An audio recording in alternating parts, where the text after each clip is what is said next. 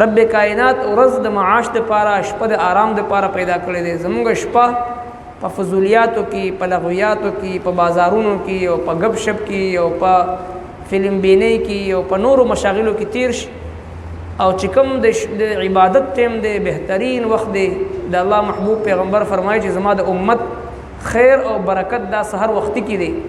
چې کله یو مسلمان کاروبار کوي، کسب معاش د پاره اوزي، سار مانځه نه پس وختي د الله نوم واخلي، سوره یاسین وی بیا اوزي، د په کار روزګار کې برکت وي. سورة الانعام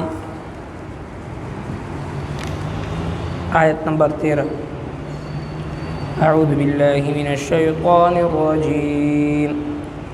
بسم الله الرحمن الرحيم وله ما سكن في الليل والنهار وهو السميع العليم قل أغير الله أتخذ وليا فاطر السماوات والأرض وهو يطعم ولا يطعم قل إني أمرت أن أكون أول من أسلم ولا تكونن من المشركين قل إني أخاف إن عصيت ربي عذاب يوم عظيم صدق الله العظيم. تیرو آیت مبارکون اللہ جل شانہ د توحید او د رسالت منکرین تا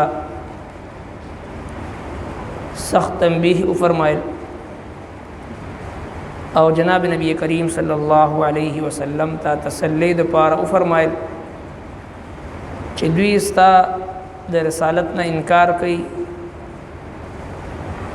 پاغي باندې غمجن کیږه ما تا نه مخکې ډېرو انبیاء کرامو سره دغسې استهزاء تمسخر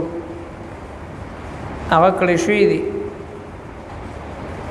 او دوی ته ووایه چې تاسو په دې ځمکه باندې وګرځئ او وګورئ چې څنګه شو ستاسو په شانتي دروغ ګڼونکو خلکو انجام. او تپوس د دوی نه وکړه چې د اسمانونه د ځمکه د چا دی، بیا جواب ورکړه چې دا د الله تبارک وتعالی دی، او هغه الله چې په خپل ځان باندې رحم و کرم دا په ځان باندې چې دی واجب کړی دی، لازم کړی دی په خپل ځان باندې. تاسو ټول به په ورځ د محشر راجمع کی،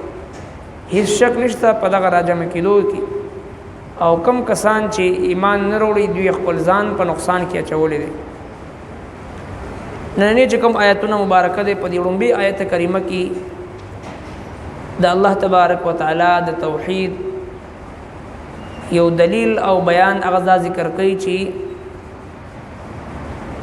صرف او صرف د الله تبارک وتعالی په علم کې دی چې کوم مخلوقات د شپې آرام کوي، سکون کوي، او کم مخلوقات اورز کی خوریږي په دې کائنات کې خورا وارشي حرکت کوي، او کم د شپې آرام کوي، دا ټول د الله جل شانه په علم کې دي، او هغه هر څه اوري او په هر څه باندې ښه پوهه دی. او ورپسې آیت کریمه کې الله تبارک وتعالی د مشرکینو هغه یو مضموم او بیجا کوشش چې د مشرکینو طرف نشوي وه هغه دا چې هغوی نبی کریم صلی الله علیه وسلم ته یو لالچ ورکولو کوشش وکړو چې نبی علیہ الصلوۃ والسلام مبارک ته وایي چې ته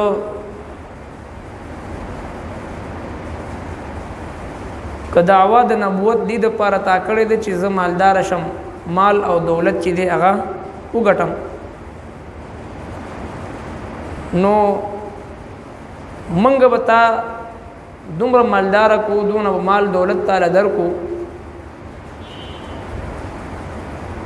چې ته به په مونږ ټولو کې ټول نه زیات مالدار یې. لہذا دغه دعوا د نبوت دا پرېږده، دغه د توحید دا مشن دا پرېږده، زمونږ د خدایانو پسې بد رد ویل دا پرېږده، او حق چې کوم پیغام تا شروع کړی دی دې نه رستو شه. نو الله تبارک وتعالى په دې آیت مبارکه کې جواب ارشاد فرمایل چې زما محبوب پیغمبر دوی ته وایي آیا زه ستاسو په وینا باندې د الله نه سوا بل څوک مددگار پیدا کم تاسو نه مدد واخلم الله جل شانه لره پرېږدم حالانکه الله تبارک وتعالى هغه ذات دی چې پیدا کړی د اسمانونو ځمکه او بیا د ټولو مخلوقاتو ته خوراک ورکوي رزق ورکوي الله تبارک وتعالى ته څوک رزق نه ورکوي رب کائنات په خپل باندې د ټول کائنات مخلوقاتو ته رزق ورکوي او زما محبوب پیغمبر دوی ته وایي ما ته دې خبرې حکم راکړی شوی دی چې زه ټولو نه لومبي د الله جل شانه هر یو حکم چې دی هغه تسلیم کم او زه د مشرکانو نه نشم جوړېدی او دوی ته ووایه چې زه یریږم د دې خبرې نه چې د خپل رب نافرماني وکړم د خپل رب د عذاب نه د ورځې د لوی د ورځې عذاب نه زه یریږم لہذا هغه مشرکینو ته جواب ملو شو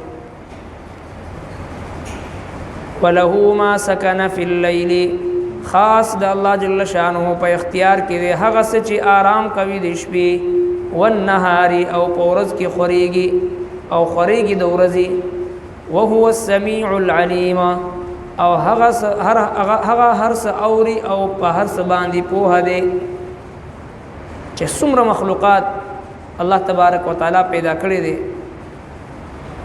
رب کائنات وجعلنا الليل لباسا شپه دا لباس ګرځولې دی د آرام سیس ګرځولې دی وجعلنا النهار معاشا ورځ دا د معاش د پاره کسب معاش د پاره مهنت او مشقت د پاره پیدا کړی دی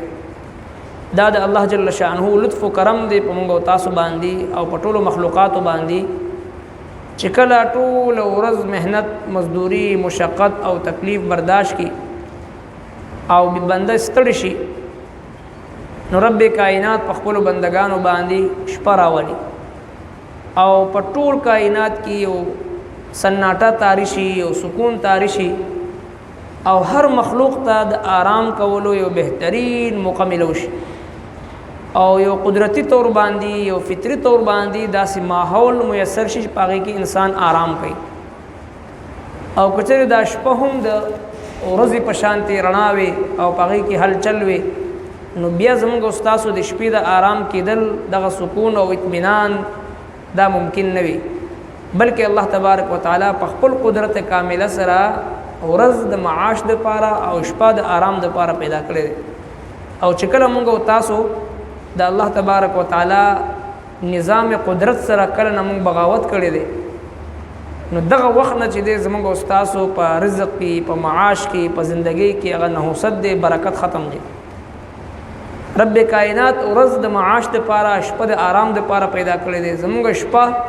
په فضولیاتو کې په لغویاتو کې په بازارونو کې او په غب شپ کې او په فلم بینۍ کې او په نورو مشاغلو کې تیر شي او چې کوم د عبادت ټیم دی بهترین وخت دی د الله محبوب پیغمبر فرمایي چې زما د امت خیر او برکت دا سحر وخت کې دی چې کله مسلمان کاروبار کوي کسب معاش د پاره اوزي سار مانځنه پس وختي د الله نوم واخلي سوره یاسین وي بیا اوزي د پکار روزګار کې برکت وي او زمون خلق د شپې د عبادت په ټیم کې ویخ پاتې شي په فضولیاتو کې په ګناهونو کې شپه تیر کی او چې کوم د الله تبارک وتعالى نه د رزق اغشتو ټیم دی پاغي کې ود پاتې شي غرمې 12 بجې دفترونه دکانونه بازارونه کولو شي نو هغه د نحوست نه به برکتینه به خیرینه ډک وي مونږ تاسو چې کوم نظام فطرت دی نظام قدرت دی هغه سره بغاوت کړی دا او چې کوم د سنت طریقې مطابق جن مونږ ته نبی علیہ الصلوۃ والسلام مبارک خدای دغه نه خلاف چلیږي د شپې ویخ د ورځې وده لکه قران کریم وی وجعلنا الليل لباسا وجعلنا النهار معاشا شپه د آرام د پاره دی او ورځ د مهنت او مشقت د پاره دی نو د ورځ هغه قیمتي وخت چې کوم د مهنت او د معاش او د خیر او د برکت ذریعہ د امت د پاره پاغي کې زموږ اکثریت ودی بازارونه بند دي دفاتر بند وي